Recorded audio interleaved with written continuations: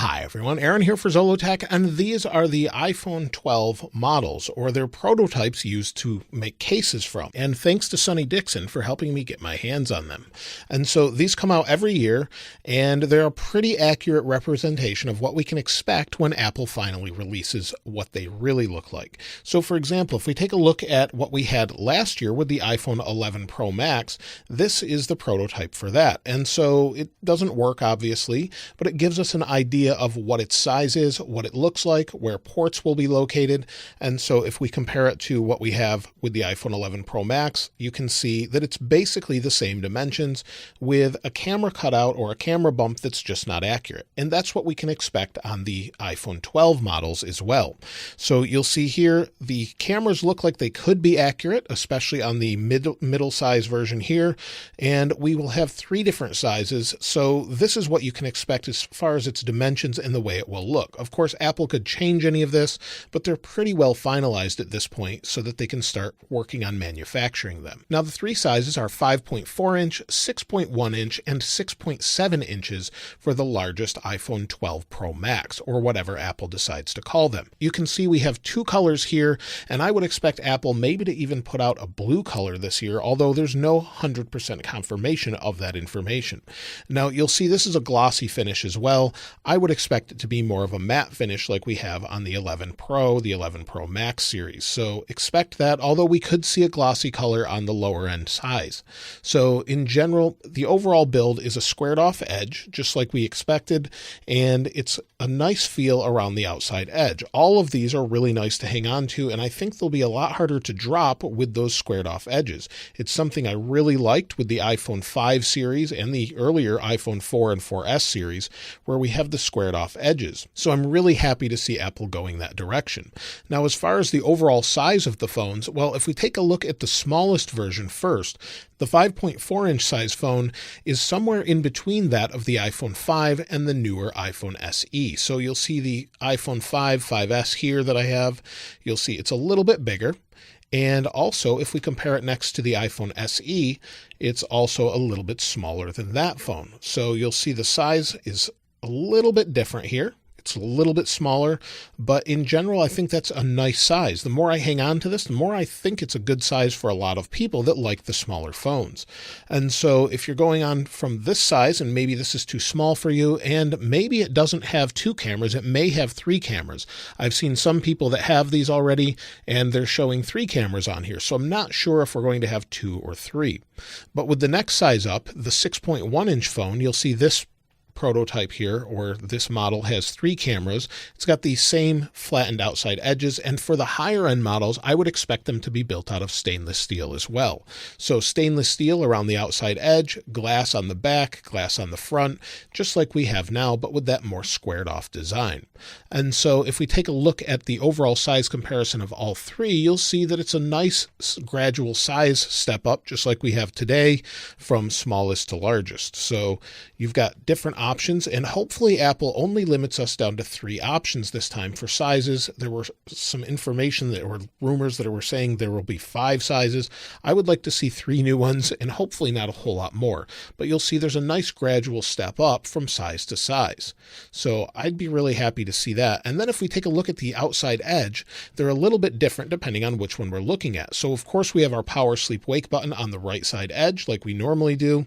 If we take a look at the right side edge of the largest version though, we have a little slot here. Now this could be a connector similar to that of the iPad Pro, for example, or it could be used for something else. We're not really sure, but it's interesting that they've put that on there.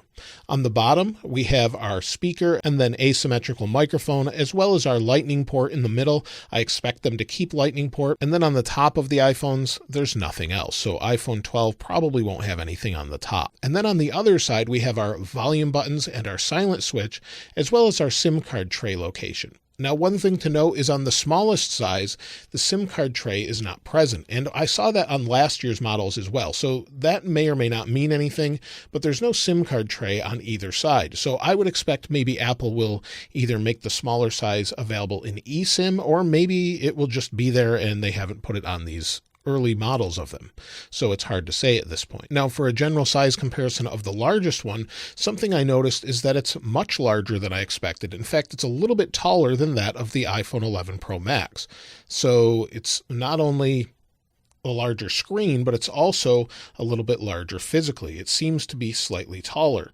And if I put it next to it here, line it up, you'll see that the edge hangs over ever so slightly. So it seems to be a little bit taller. It's about the same width.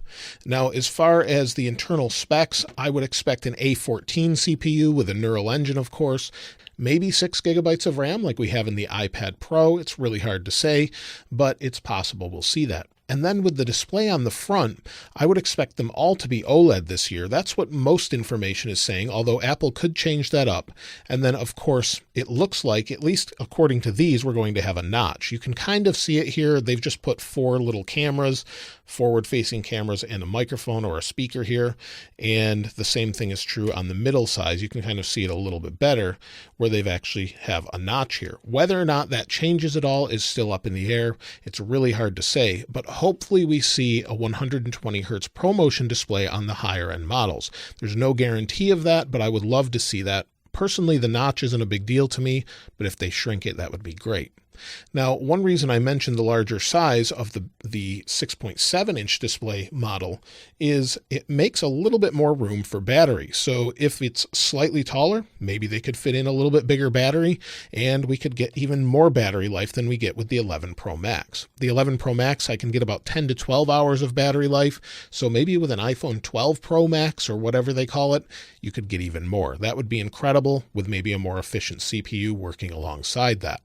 As far as their prices go, well, it's hard to say what Apple will price these at, depending on whether or not they have 5G and millimeter wave or sub 6. Hopefully we'll have at least sub 6. Millimeter wave is sort of being rolled out very slowly, at least in the United States. I know it's a little bit different around the world, but in the United States, it's rolling out incredibly slowly. So it's hard to say with that. And then as far as the cameras, well, expect at least what we have today. So that means on the higher end models, at least 3 cameras where we'll have a regular, a telephoto, and an ultra-wide camera. So maybe a larger camera module on the iPhone 12 Pro Max with that LiDAR sensor, just like we have on the iPad Pro 12.9 or the newest line of iPad Pros. So maybe not so much on the lower end models or the less expensive, smaller models, but it's hard to say what Apple's going to do. We may not get a LiDAR sensor altogether. We'll have to wait and see as far as that goes. And then finally, as far as release date, well, expect them sometime in at least late September, maybe October this year. Every year, Apple puts them out at that time, and I wouldn't expect anything different there. But the way they feel in the hand, I really welcome this. I don't generally use a case, and this makes it even more grippy. And of course, when you don't have rounded edges, you can stand them up just like that. So if you want to stand your phone up, take some photos of it, it's much easier to do that if they just stand up on their own. So it'd be great to see that. But let me know what you think of the iPhone 12, 12 Pro, 12 Pro Max models, at least in the comments below, and what you think they'll have as far as displays and camera modules as well. I would expect on the lowest model just to have what we have today, maybe just 2, maybe 3 cameras. It's hard to say what Apple will do, but expect at least a normal and an ultra wide, and then some really high-end specs and a nice setup for the phone in general, and all the same features we have today with maybe some new things as well. But I look forward to this design. Hopefully we'll have that new blue color as well. But let me know what you'd like to see in the comments below, and of course I'll link a new wallpaper for you as well. If you haven't subscribed already, please subscribe, and if you enjoyed the video, please give it a like. As always, thanks for watching. This is Aaron. I'll see you next time.